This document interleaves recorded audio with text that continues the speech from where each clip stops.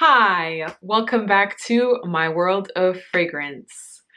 I have a very exciting video for you guys today. I've been super chuffed to be filming this. Chuffed, again, I'm using British slang. So basically, I'm gonna reveal all of the fragrances that I've been wearing all of this winter season. And well, not all of them, because I've got like tons and tons of fragrances. Basically the ones that I've been reaching for the most, and I do find that a lot of these I've had to repurchase in the past, or I've had them for a very long time, and they are just staples in my collection that I sort of gravitate towards when the colder season comes around and I'm looking for something comforting, something warming, and also things that are a little bit more bold than what you would wear in, let's say, summertime, where it's too hot to be wearing something that's like crazy powerful. So here we go, my winter lineup.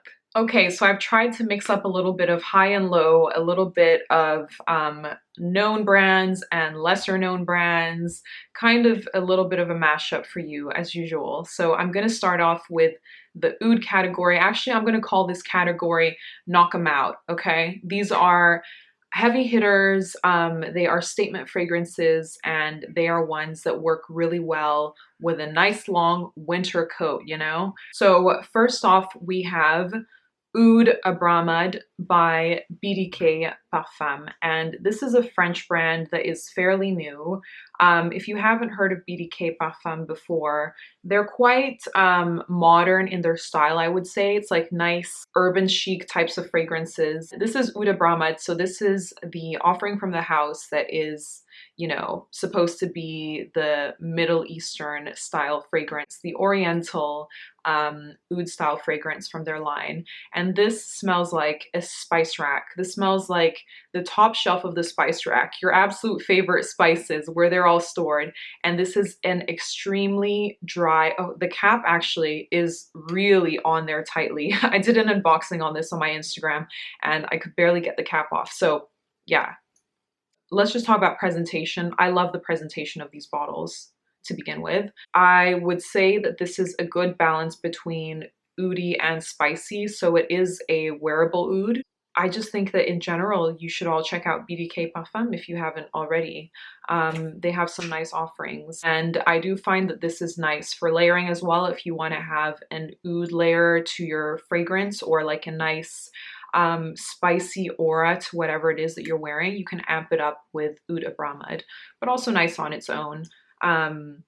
Yeah, very, very dry, gorgeous, lovely Oud Abramad by BDK Parfums. Next, I'm going to be talking about a heavy hitter, and this is a fragrance that I actually am absolutely obsessed with at the moment. It's from Masque Milano, an amazing house. Well, I mean, not that I love everything from Masque Milano, but I do find that they venture out and are a little bit risque, let's say, compared to some other houses out there. So this is my favorite from Masque Milano at the moment. It's Montecristo. I also am a fan of some other ones, popular ones. I'm sure if you've heard of this house before, you know which ones I'm talking about. But Montecristo is animalic, spicy. Let's just say that spice is my middle name because I love spicy fragrances. If you're talking woody spicy, that is usually right up my alley. So as with animalics, this will change a lot depending on your skin. This starts off with such a strong, like, punch of spice rack, okay? I'm loving the spice rack vibes. They give me some sort of comfort in the wintertime. And although this starts off very loud, she does soften and, embrace you and become more manageable with time. But I just, yeah, absolutely love Montecristo by Masque Milano. I have been wearing her a lot, at least for my standards anyway. Next, in the knock 'em out category, we have none other than Estee Lauder's Knowing. Look at this cute little bottle of Knowing that I have. Knowing is a fragrance from another time, okay? This is aldehydic. It has oak moss, animalics, patchouli, a whole host of notes, and this is a fragrance from a different era. It's from a different time, okay? This was created in 1988. It is an 80s style bomb. I love Knowing every winter. I would say this is like my Christmas time fragrance. It has that just bodacity. This also gives me like Diaghilev vibes. So if you like Roja Diaghilev, then this is the kind of out there, outstanding fragrance that you would like. This was actually originally marketed towards women, but this is highly, highly unisex. I don't see any problem with a man wearing this, and I actually find that nowadays, this is the type of scent that would be more marketed towards males. Just absolutely love knowing. I mean, this is one that you do not need a lot of sprays of either, so it's pretty good value for money. I think that you'd be able to find a good deal on this online, and it's gonna smell like it's a Roja or, you know, something else that's really expensive. Next, I have a category called Snow Queen or Snow King. This icy, frosty character, Elsa from Frozen. No, that's actually a terrible reference. Scratch that. But you know, that frozen character, because it's so icy cold outside, you want something that bounces off of that and gives you that chilly vibe. So first off, let's talk about my favorite oud from Maison Kurkdjian, Oud Silk Mood. And this is, oh, by the way, pardon the bottle, it has a dent in it because my toddler son got a hold of it, and children and expensive fragrances do not mix. So, but anyways, this was in my first ever YouTube video. I think it was Best of the House from Maison Kurkdjian, and I still stand by that. I still absolutely love Oud Silk Mood. It's easily my favorite from the line. The second one would probably be the regular oud, but I might do a video just on the oud line from MFK. This gives me icy snow king or queen, okay? This is like back off. It reminds me of steel wrapped in some very clean oud. So it's clean, and it might be my favorite rose and oud combo, actually. I find this to be such a beast as well. So you spray this and you're gonna get noticed. Like, it's gonna be noticeable. It is quite a sharp fragrance. There is nothing cozy about this. There is nothing warm about this, nothing inviting. And some days that's how I want to smell. I want to spray this on and just smell like a boss, walk around and be like, everyone leave me alone, you know? Next is a winter staple for me every single year come fall, winter time. I always gravitate towards Fille.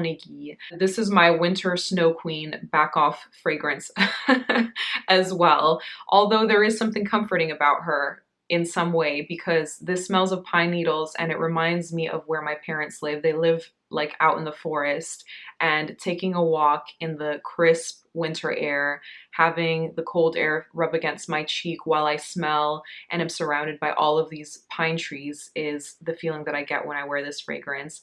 It's absolutely stunning. I am Fille when I wear this. That's how I feel.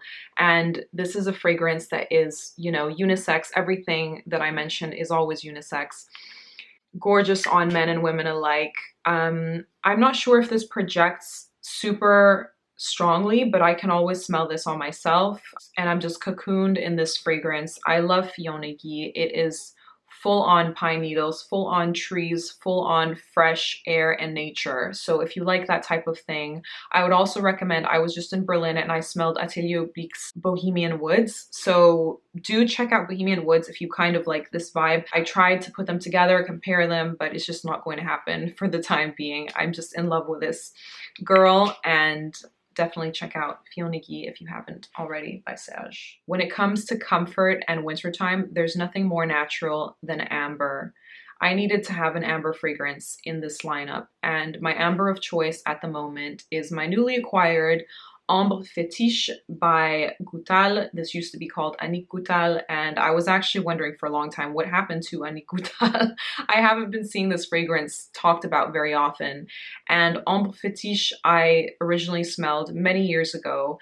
I adored the fragrance, but I felt that I wasn't mature enough to wear her. And also I was in my, I still am, like, I wouldn't say a big amber head. I'm not crazy about pure amber, and a lot of them are kind of similar and stuff, but I do find that this is a sensuous veil. There is something magical about Goutal's fragrances. There is an aura to them, and Ambre Fetiche is no excuse. I feel like if I spray this in the right way, So say I keep a proper distance as I spray it around and create a sort of halo around me, then I have such an amazing day going about getting wafts of Ambre Fetiche. This smells particularly nice on clothing as well. So just to keep in mind, when it's winter time, you're probably gonna have to spray your outerwear a lot in order to smell your fragrance, and therefore it's nice with a fragrance that sticks to clothing and, you know, has that sillage. Next is a cheapie. I'm not sure if they still make this, and my bottle looks kind of gross. Sorry about that.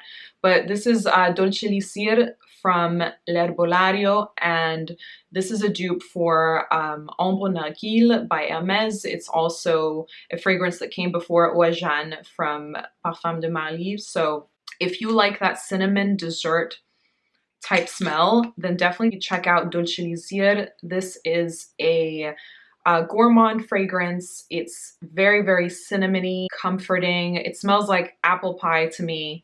Warm, rich, delicious apple pie. And yeah, just very comforting. This is not a sillage beast, I wouldn't say. This is also a fraction of the price of the other two that I mentioned, but it's absolutely a great dupe. So if you can get a hold of it, Dolcelisir for gourmand lovers. Next is a fragrance from a house that I absolutely love. It's called Oud. I think that's what it's called. Sorry if I pronounced it wrong, but this is a French Maison, and the one that I'm talking about is Mythique.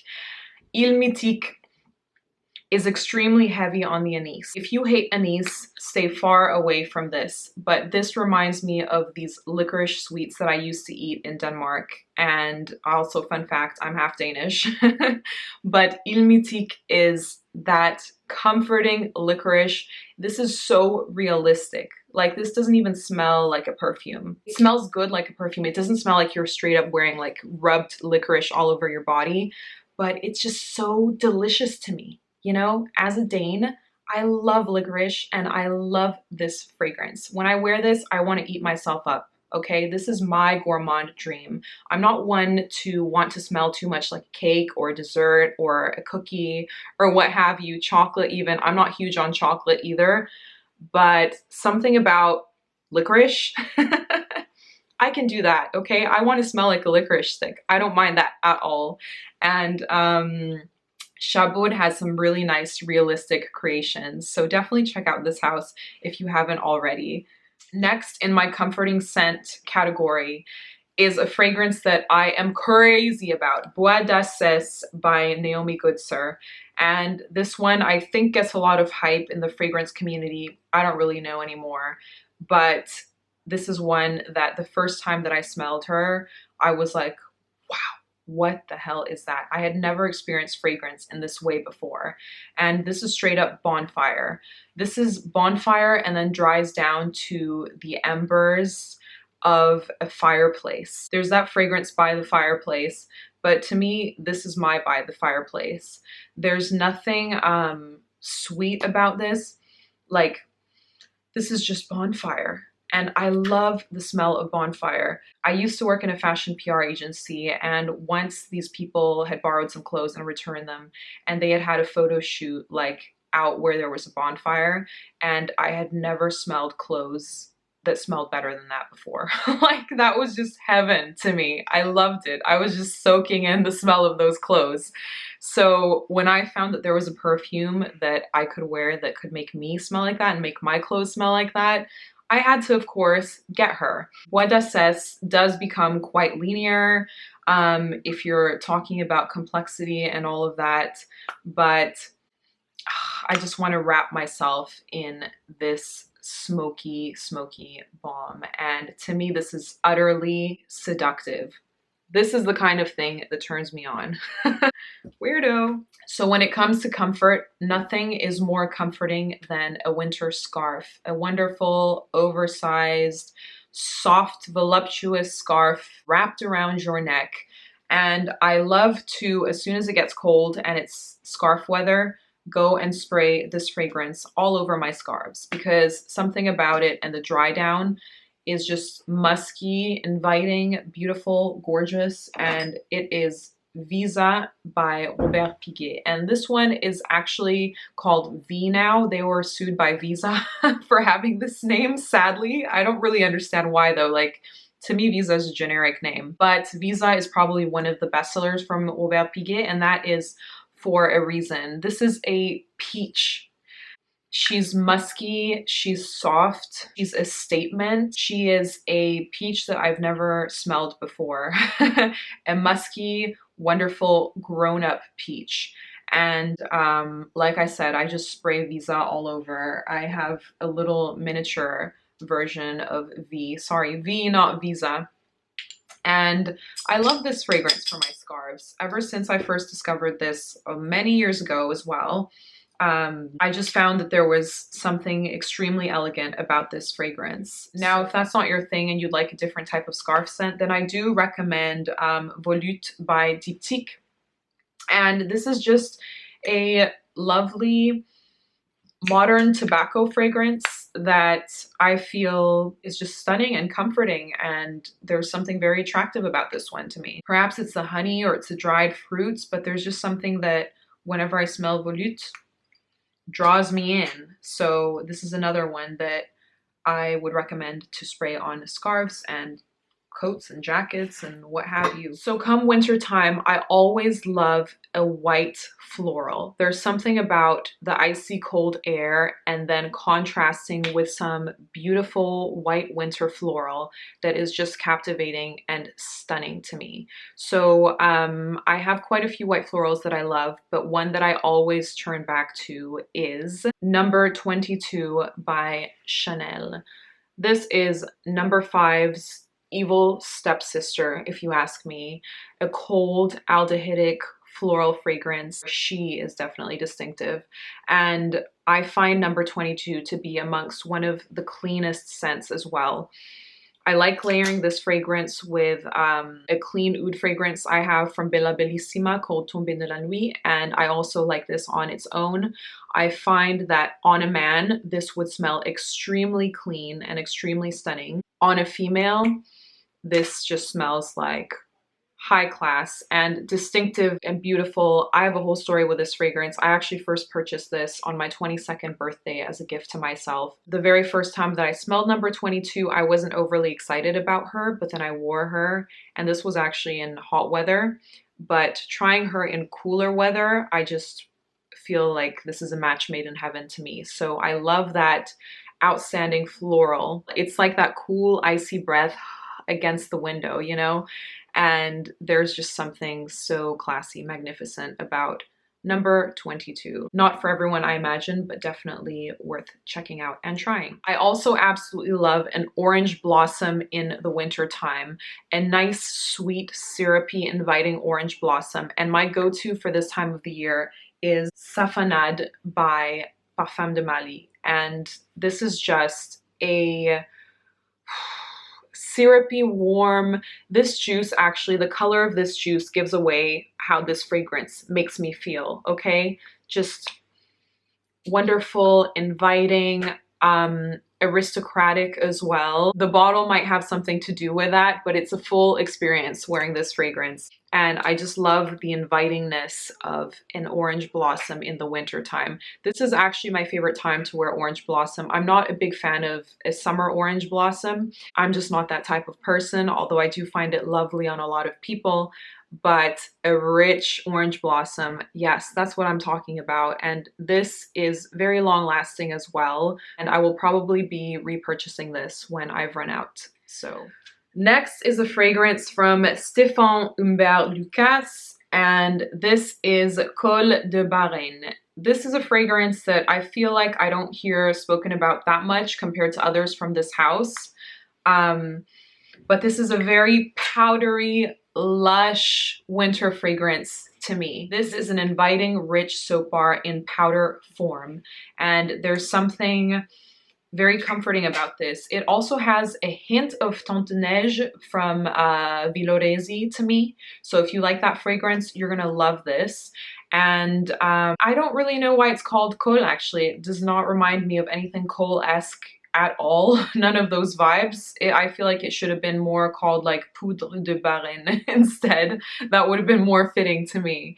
But as you can see, I've used her up quite a bit. And for that winter floral, powdery fragrance that, you know, envelopes your clothing and leaves a trail, check out Khôl de Bahreïn.